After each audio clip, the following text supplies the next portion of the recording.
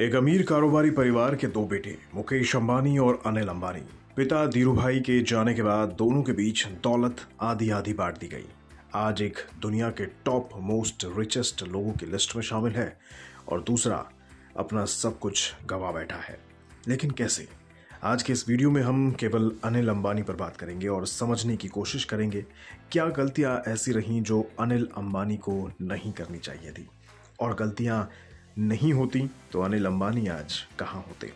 क्या दुनिया के टॉप अरबपतियों में आज 3 नाम भारत के लोगों के शामिल होते। इस पूरी कहानी की शुरुआत होती है धीरूभाई अंबानी की मौत के बाद रिलायंस साम्राज्य के बंटवारे की लड़ाई से।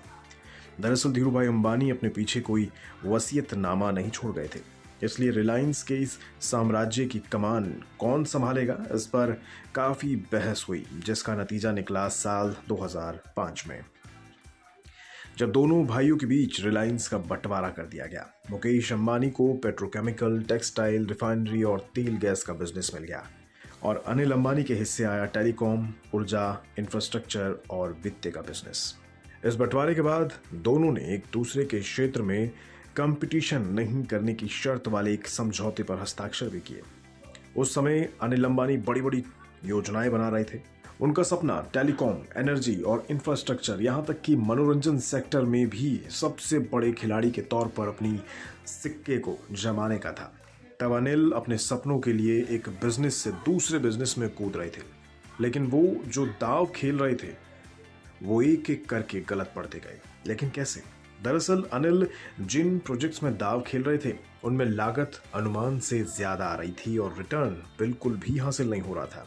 जैसे पावर प्रोजेक्ट के लिए अनिल ने शासन यूएमपीपी को आवंटित किए गए कोयले खदानों से कोयला आपूर्ति की योजना बनाई थी, लेकिन यूएमपीपी से जुड़ी हुई खदानों का इस्तेमाल दूसरी परियोजनाओं में नहीं हो सकता था और बाहर से आयात करना महंगा पड़ रहा था, इसलिए ये योजना सफल नहीं हुई और प्रोजेक्ट भी पूरा नहीं हो सका। ऐसे ही कुछ दादरी गैस पावर प्रोजेक्ट के साथ हुआ। इस प्रोजेक्ट के लिए अनिल को $2.34 प्रति MBTU की दर से मुकेश अंबानी से गैस मिलनी थी, जो नहीं मिल सकी क्योंकि तब की सरकारी दर $4.2 प्रति MBTU थी। तो जाहिर है मुकेश अंबानी कम कीमत पर गैस क्यों देंगे, इसलिए ये परियोजना भी फ्लॉप रही। ऐसे ही शासन परियोजना के साथ हुआ। इसकी लागत अनुमान से $1.45 अरब ज्यादा पहुंच गई। इस परियोजना की फंडिंग एडिशनल इक्विटी और देनदारों के कर्ज से हुई थी। इन सब में आर पावर का कर्ज 31,700 करोड़ रुपए से भी ज्यादा हो गया। देनदारी बढ़ती गई, कर्ज बढ़ता गया, हाथ कुछ नहीं आया। आज आर पावर बर्बादी की कगार पर है। ऐसा ही हाल है आरकॉम का भी।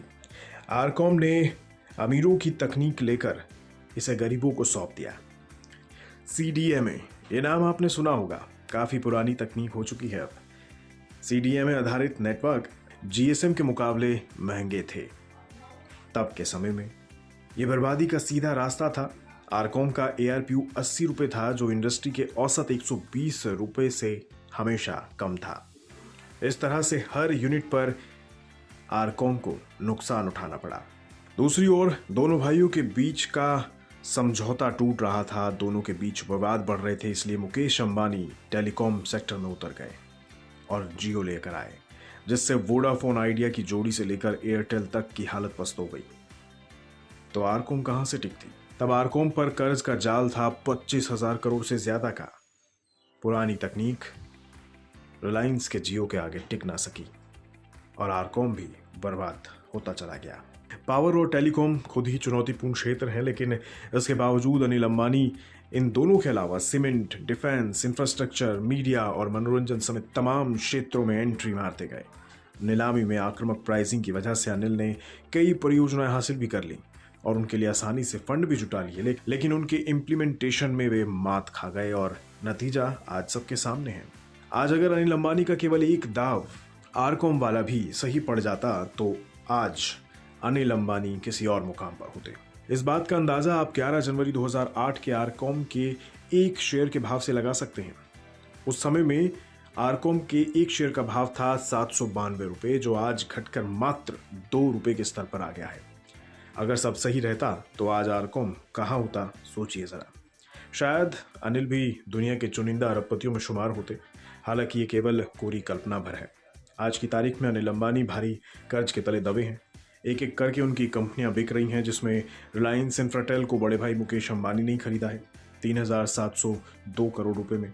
वहीं रिलायंस कैपिटल बिकने को तैयार है। इसके लिए 8,640 करोड़ की बोलियां लग चुकी हैं। इसके अलावा रिलायंस नेवल को बिक्री के लिए मंजूरी मिल चुकी है, जिस पर करीब 12,429 करोड़ का कर्ज है।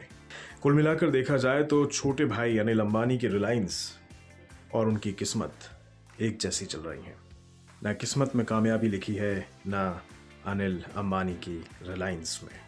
अनिल अंबानी की इस पूरी कहानी में सबसे ज़रूरी बात जो सीखने को मिलती है वो ये कि